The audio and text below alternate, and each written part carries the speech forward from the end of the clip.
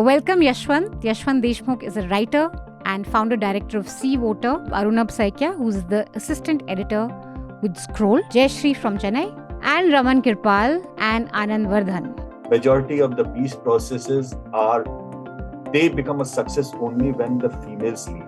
For me, this entire thing is just like a sort of exemplifies the cruel incompetence that sort of defines our country. Powder boundary bahut hai, Manisha. I mean, but two things are very clear, which I can tell you. One thing, obviously, the governance has failed.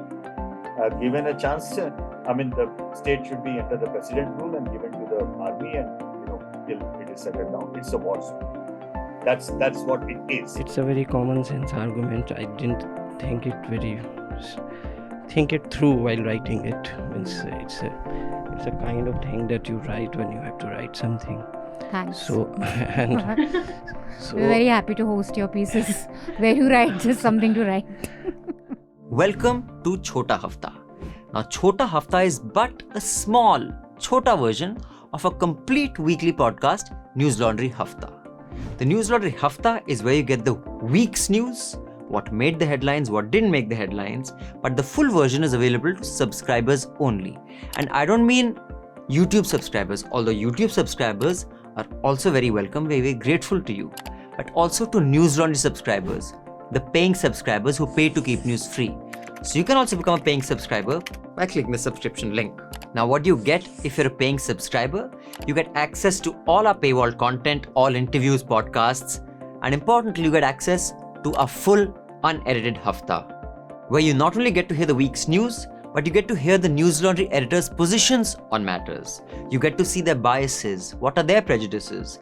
It's an exercise in transparency while also informing you, and we have a few quips and jokes and agreements and disagreements thrown in. So listen to the full Hafta, subscribe to Newslaundry, and pay to keep news free. Here we go. अंग्रेज अपना लगान और news laundry अपना हफ्ता कभी नहीं छोड़ते. I'm going to be your host this week because Abhinandan is traveling. He's in Bangalore.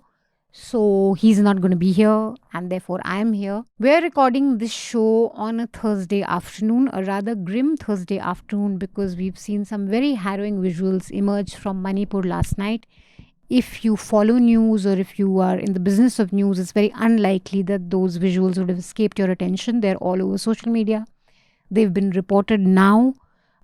These are visuals of women being paraded naked and assaulted by a mob of men. There's a lot of furor around it, so it's been a rather disturbing news cycle.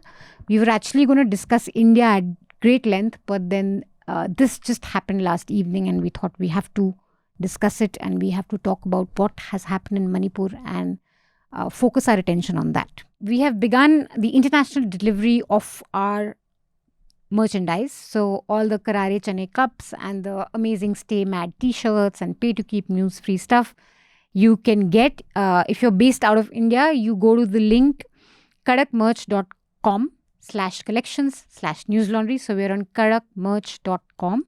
And those of you who are based in India, you can just log on to newslaundry.com/store and buy your favorite Newslaundry merchandise. So let's just get the headlines quickly, Jayashree, and then let's get into the discussions. So here are the headlines for the week. Like you said, yesterday on social media, we saw a horrific video of two women being paraded naked on a road in Manipur. It drew massive condemnation calls for action. The two women were allegedly gang raped. I think one of them was allegedly gang raped, and the other two women were stripped and groped and harassed, of course. But it was also the first time we saw the Prime Minister speak out on the violence that has broken out in Manipur. He said women being paraded naked in Manipur has shamed the entire country.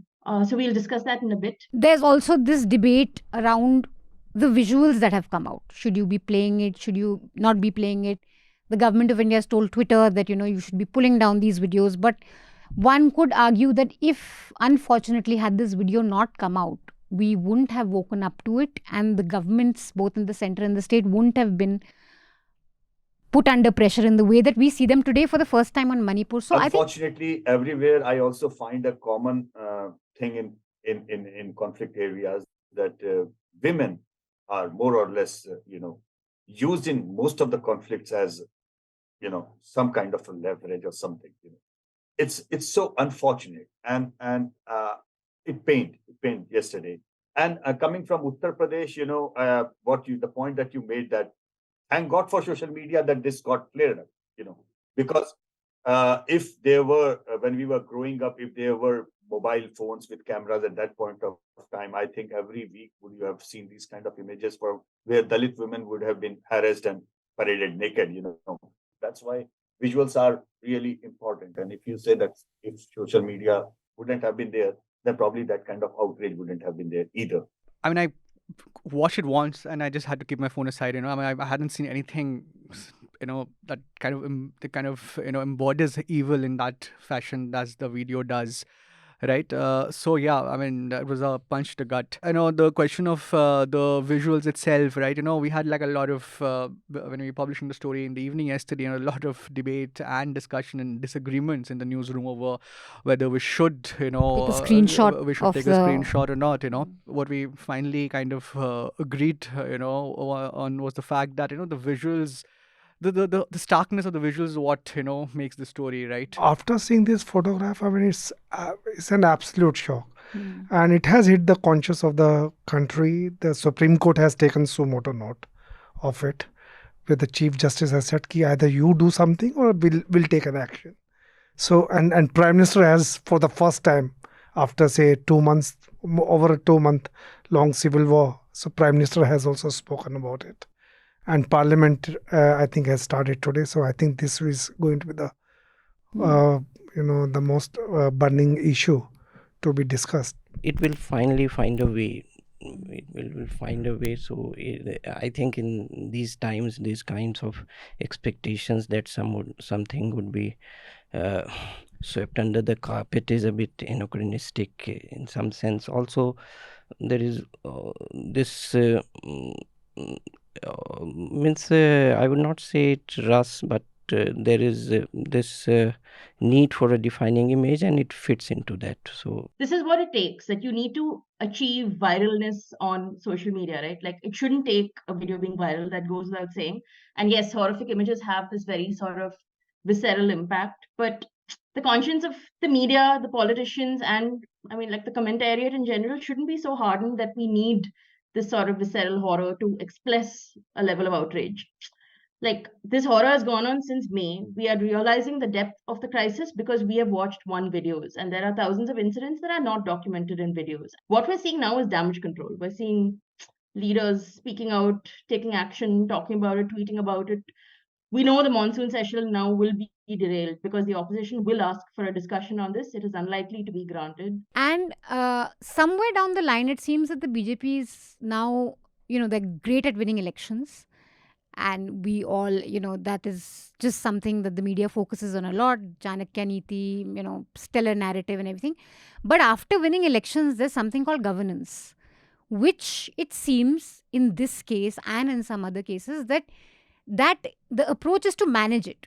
To, okay, let's control the media narrative, or let's have a, shutdown, or let's, unleash misinformation. How would you rate the BJP's performance, center and state? Because it seems there's been very little effort to bring back governance in the state. The effort seems to be towards how do we control information going out. I mean, no two opinion about it. I mean, you are having a double engine, triple engine, whichever engine.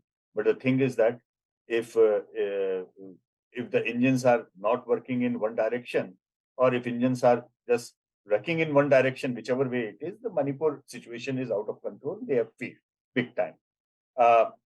They tried or they did not try, and how much are they responsible for creating that conflict? These are then again the whataboutery.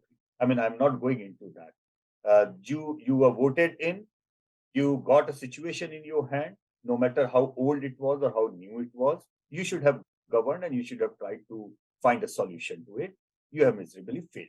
I don't think this is Manipur is very electorally relevant to them or very important to them in the first place. I think what is happening is they're pretty. I mean, the leadership, as we very well know. I mean, this is an excellent election machine that can win elections, but often out of depth when it comes to governance. This entire opposition alliance, rest of the people, barring Congress, have been extremely successful against the BJP. Doing their job in 2014, doing their job in 2019. It is not their failure.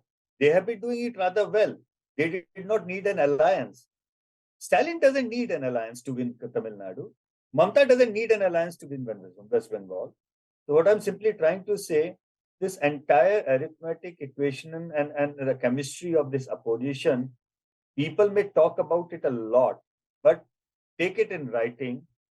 The non-Congress anti-BJP parties have been doing their job and winning elections in their own places big time.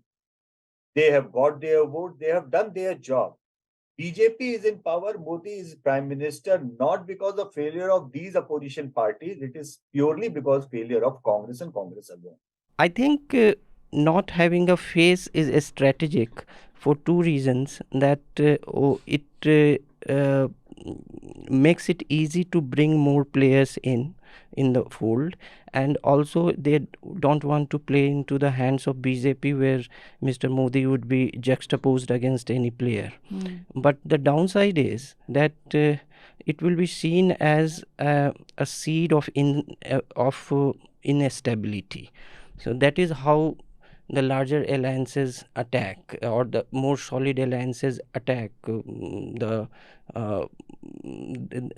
these kind of alliances which don't have a particular leadership. It's a khichdi sarkar in making, and it has seeds of instability built into it. And that is how Rajiv Gandhi used to attack even National Front alliance when it was formed in 1989. Now here you have far more riskier script than that. So that would be... So you need basically someone at least so that you can evade the charges of being a Khichdi Sarkar. How long are you giving this marriage, Raman sir? Firstly. And India, I think it's a decent name. No, what do you think? We should get Yashwant's view as also Anand on. said, eight months before the election is really very difficult to make any predictions because politics is dynamic and things keep changing. But having said that, 8 months is also it's a shorter time for opposition to unite. I mean, if they had to, I personally feel that the BJP, all these politicians, their interests have been hit, and obviously the BJP has hit their interests. So they all have huddled together, and they are trying to, for their own survival, they are trying to make an alliance and pit them against BJP in a united. So I think 7 months is a very short time because you need to play politics. You cannot win the elections just on anti-Modi rant. It's more of a presidential voting intent. We have borrowed the Westminster model. That's fine, but that's how people of India think, and historically or culturally, that's how they have worried. How long it's going to survive? That's I think it's going to survive because they are not dependent on it. Please try to understand that. I mean, they are on their own, and nobody gives a shit to what happens to the alliance, but they would, for the heck of, they will be in it. But I think this alliance should have happened at least a year ago. I think the Congress dawdled in this entire supporting of the AAP over the ordinance. They should have given themselves a more reasonable chance to build up an image of an alliance, do some sort of grassroots work constituency-wise. Right now, optics are great. I also learned that the NDA has 38 parties and called together for their own meeting. I had no idea. But everything is so woolly and so vague, like the logistics of how this will work. Where is the common minimum program? Better late than never or not, but how will they wrangle with different compulsions? Also, yes, you can put off this prime ministerial phase, but you can't put it off forever. When I was traveling in Rajasthan, Madhya Pradesh and Haryana, earlier this year, this was a month after the Bharat Jodo Yatra had passed through those areas. So there was obviously, when people were talking about Rahul in a nice way, but then he was nowhere near, what they thought of Mr. Modi. But it seems when it comes to doing actual governance, particularly local level, I mean, they want the Congress to do it, because they generally think that the Congress is better at kind of making people's lives. But then when you talk about the Prime Minister, it's Mr. Modi, because the reason is simple, that he's made India proud, and earlier Sardar used to be, they used to make Manmohan, we call him Sardar, right? So to make him stand behind. Now Modi ji sits in the front row. बस मुफ्त में इतना ही मिलेगा. For the full uncut podcast, subscribe to Newslaundry and pay to keep news free. The best way to listen to the Hafta and indeed all our podcasts is through the Newslaundry app. You can download the app by clicking on the links given in the show notes. So do download our app and get the best podcast experience.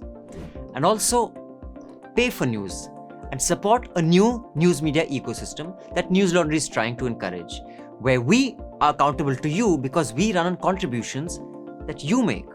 We don't take government ads, we don't take corporations ads, so that news serves the public, because when the public pays, the public is served. Subscribe to Newslaundry, click on the link in the show notes below, and proudly say, I pay to keep news free.